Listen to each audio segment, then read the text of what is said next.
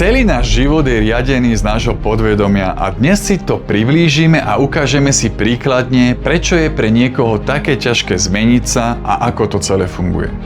Haló, zdravím ťa, ja som Branislav Falát a dnes sa spoločne pozrieme na naše presvedčenia, ktoré ovplyvňujú a riadia celý náš život. Či už sa jedná o správanie a najmä konanie v našom živote, často o tom rozhoduje náš vnútorný hlas, kritik, ktorý sa ťa snaží stále udržať na mieste. Sú to naše myšlienky vo forme presvedčení. Pravda, ktorú si časom prijal.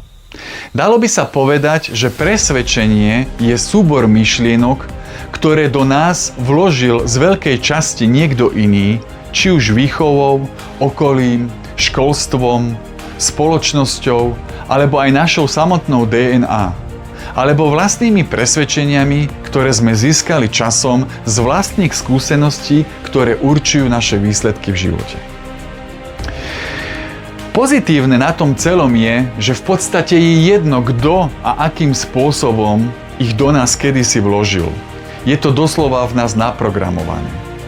Sú to naše paradigmy, ktoré môžeš v živote zmeniť kedykoľvek a dokáže to každý jeden z nás, keď pochopíš, ako funguje tvoja myseľ, práve vtedy začneš meniť a dosahovať svoje požadované výsledky v živote. Keď som to celé začal časom chápať, ako moje myšlienky, ktoré si denne myslím, teda vkladám neustále do svojej podvedomej mysle, každý deň, každú sekundu svojho života, určujú, čomu budem časom veriť, vytváram si tak sám svoje presvedčenie, svoju paradigmu a podľa toho v živote budem neskôr aj konať. Tu nejde len o pozitívne myslenie. Ide skutočne v najhlbšom zmysle zažiť vnútornú, mentálnu, emocionálnu, ako aj spirituálnu premenu, ktorej sa hovorí transformácia. Môže si to predstaviť ako malá húsenica, ktorá sa plázi po zemi a časom z nej sa má stať prekrásny motýl. Tá húsenica, keď sa na seba pozrie do zrkadla, tak vôbec nič nenaznačuje, že sa z nej časom stane prekrásny motýl. Ona nevidí žiadne krídla a nie ešte, že má niekedy vôbec lietať. Jej myšlienky sú obmedzené a vytvárajú v jej živote tak isté presvedčenie. Takisto aj ja som kedysi tomu neveril, keď som sa na seba pozrel do zrkadla. Mal som tiež takéto mylné presvedčenia v hlave, že sa nemôžem zmeniť, že sa mi to nikdy nepodarí. Po desiatkách rokoch napríklad prestať fajčiť, piť alkohol, negatívne mysleť, žiť obmedzený život, ktorý určujú okolnosti, alebo iní ľudia, prípadne stav účtu v banke. Jednoducho stať sa iným, lepším človekom. Ísť si v živote za svojimi snami, za tým, čo pramení v hĺbke mojej duše. Vtedy tomu vôbec nič nenaznačovalo, že budem sprevádzať ľudí na ich ceste životom. Pomôžem im spomenúť si, kým v skutočnosti sú, cez ich ciele a myseľ, znovu objavia svoj smer života a dnes tu stojím teraz pred tebou a hovorím na teba. Odovzdávam ti tieto informácie a celé to vtedy bolo pre mňa vzdialené ako cesta na mesiac. Časom som však prehodnotil svoje presvedčenie. Pracoval som na nich. Menil som tak svoju paradigmu. Začal som aktívne cvičiť, pracovať na sebe, investovať do seba, vzdelávať sa. Začal som sa meniť. Študujem to každý deň, zákonitosti a princípy života, úspešných ľudí, ako aj to, ako pracuje naša myseľ, prečo sa správame tak, ako sa správame. A celé mi to pomohlo, keď som začal chápať a využíval tieto myšlienky vo svoj prospech, aby som sa tak zmenil a stal lepším človekom. Človek, ktorý nie je otvorený novým myšlienkam, presvedčeniam, ten sa nikdy nemôže zmeniť. Nebude rásť, nedosiahne svoje ciele a sny. Jeho myslenie zostane tak obmedzené, ako aj jeho presvedčenia o sebe samom a jeho živote. Musí zmeniť svoje presvedčenia ak sa má niečo v tvojom živote zmeniť. Je to ako keby si chcel chudobnému človeku povedať, že sa stane bohatým. Pokiaľ on sám o sebe nezmení presvedčenia, myšlienky, ktoré v hlave o sebe má, ktoré tvoria jeho realitu a súčasne aj jeho sebavedomie, som chudobný, bohatý, piť mi v živote nie je určené. Nikdy nebudem mať na to peniaze a tak ďalej, tak sa v jeho živote nič nestane. Má o sebe chudobné presvedčenia, obmedzené myslenie. Tak ako aj strach, ktorý je v podstate presvedčenie z niečoho, je doslova naučená emócia, s ktorou je úzko spojené správanie, ako aj sebavedomie človeka. Tu upozorňujem, že nehovoríme o nebezpečenstve. Určite mnohí z vás ste už videli to video na internete, ako sa malé deti hrajú s hračkami a vedľa nich sa hýbu hady. Tie deti sa dokonca s tými hadmi hrajú, bez toho, aby si uvedomili nejaký druh strachu. Strachu, ktorý im neskôr odozdá niekto iný. Samozrejme, neboli tam medzi nimi žiadne kobry ani mamby či škrtiče. Ale určite si vieš aj ty predstaviť, že aj ty poznáš v živote v svojom okolí ľudí, čo majú takýto strach. Tak prečo je potom pre nás v živote také ťažké zmeniť sa? Zmeniť tým svoje výsledky a život. Jedna z vecí, ktorú potrebuješ, ak sa chceš v živote posunúť ďalej, je väčšie uvedomenie.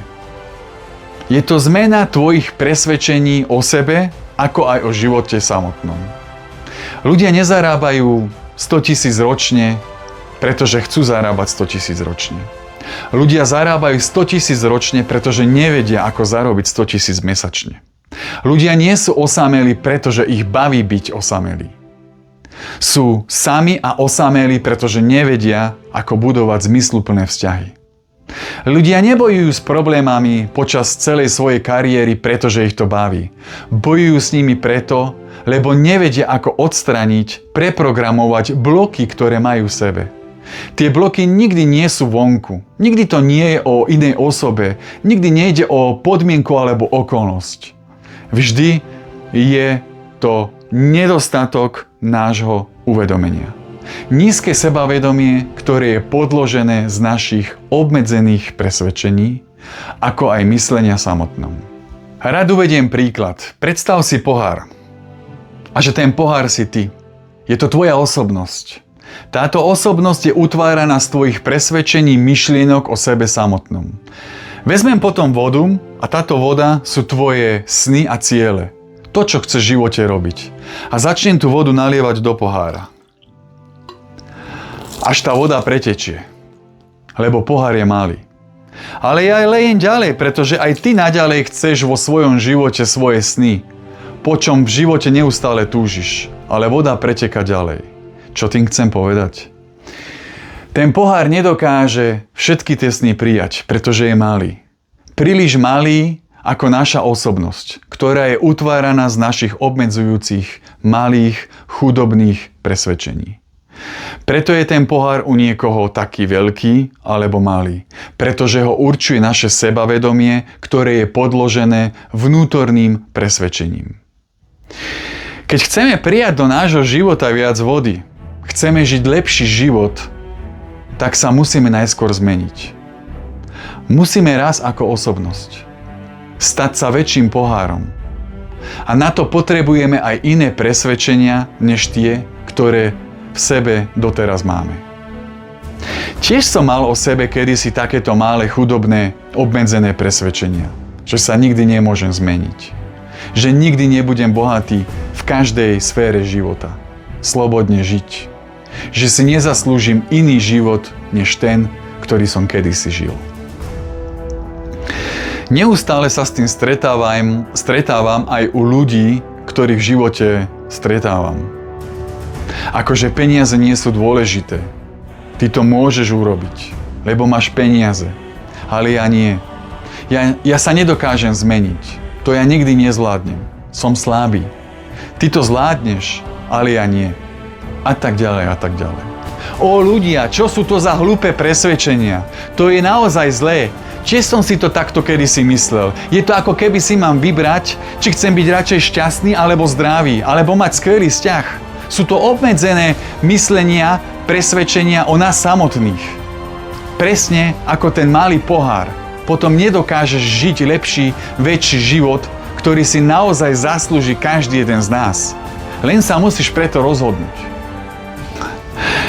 Pozrime sa príkladne na pohár človeka zo strednej vrstvy, teda presvedčenia, aké o sebe má. Potrebujem dobré zázemie. Potrebujem dobré vzdelanie. Bezpečné miesto v práci. S čo najlepším platom a skvelými benefitmi. Mať skvelú kariéru, pracovať vo veľkej firme so skvelými ľuďmi, kde spoznám časom ženu svojho života, s ktorou si spoločne kúpime dom alebo byt na hypotéku niekde v peknej oblasti. Spoločne pôjdeme každý rok na dovolenku pri more s deťmi ako jedna pekná veľká rodina a nakoniec bude mať slušný dôchodok. Nič proti tomu. Naozaj je to v poriadku. Pokiaľ sú to tvoje sny, ktoré naozaj v živote chceš. Ten správny pohár, ktorý držíš v rukách a piješ z neho každý deň.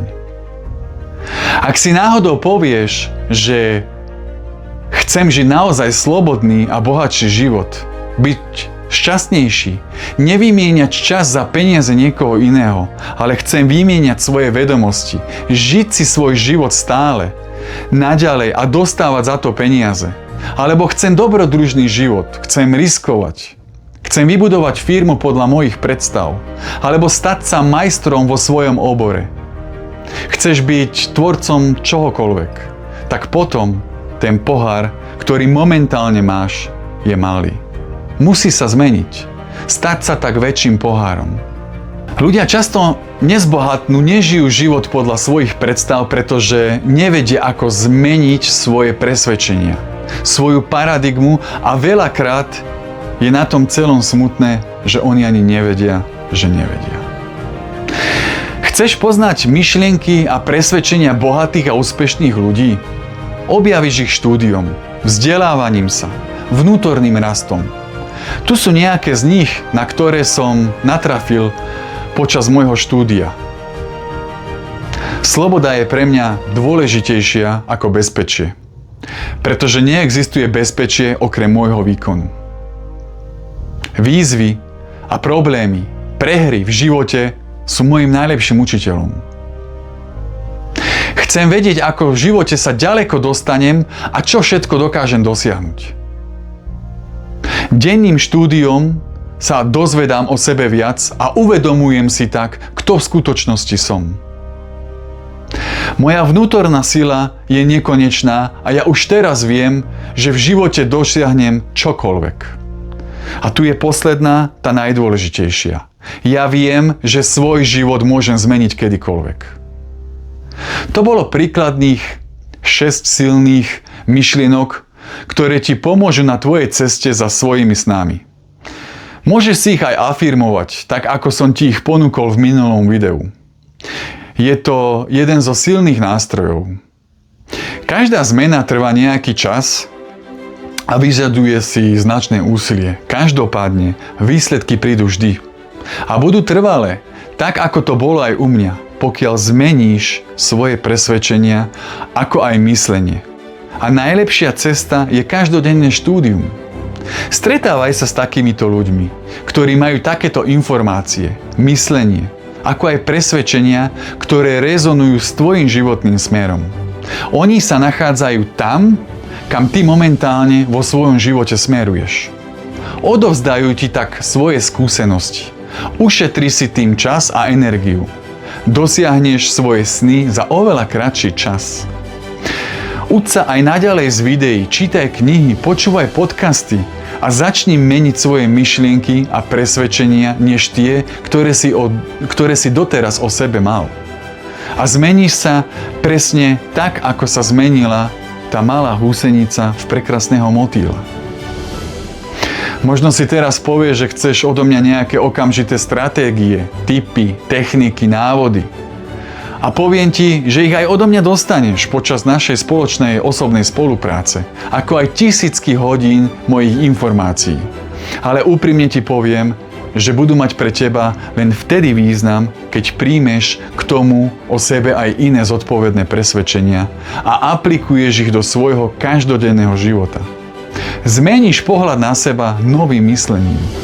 Inak moje rady a pomoc budú pre teba úplne zbytočné. Dúfam, že sa ti toto video páčilo a ak poznáš nejakých ľudí, ktorí by to mali vidieť tiež, tak ho prosím zdieľaj ďalej. Odoberaj môj kanál, ak chceš vidieť viac takýchto videí. Automaticky budeš pri tom, keď ti dám ďalšie tipy.